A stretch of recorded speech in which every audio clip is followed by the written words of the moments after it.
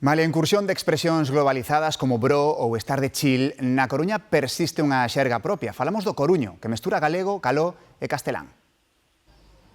Nun lugar entre os barrios de Labañou, San Roque e Cidade Escolar, o televisivo e coruñés Paco Lodeiro atópase co seu amigo Daniel, quen se detén a saudalo. Pois teño as gambas maradas de tanto burlar ao fútbol. Con 58 anos, e ainda sigo aí dalle que che pego. Claro, pero hai que parar de burlar, chachi.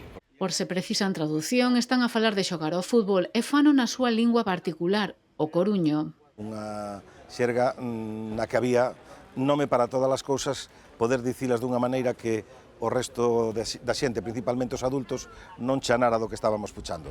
Miña nai sempre decía, o primeiro tatuaxe que me fixo e me dixo, no, é o que me faltaba, un pinky na familia. E dixo, mamá, punky, no pinky, punky.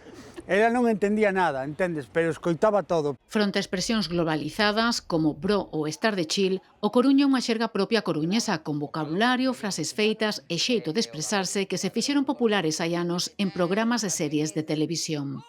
Para apartar a las puriletas que van diante, controlas. Podemos falar en castelán, en galego, incluso algo en inglés, pero si te atopas con un colega que estás acostumbrado ou estás afeito a decir, pois non sei, gambas por pernas, tocha por nariz, pinrel por pé, pois sigues empregando ese vocabulario. E xa quedaremos para xogar unhas pachangas aí, queimar un pouco máis as gambas.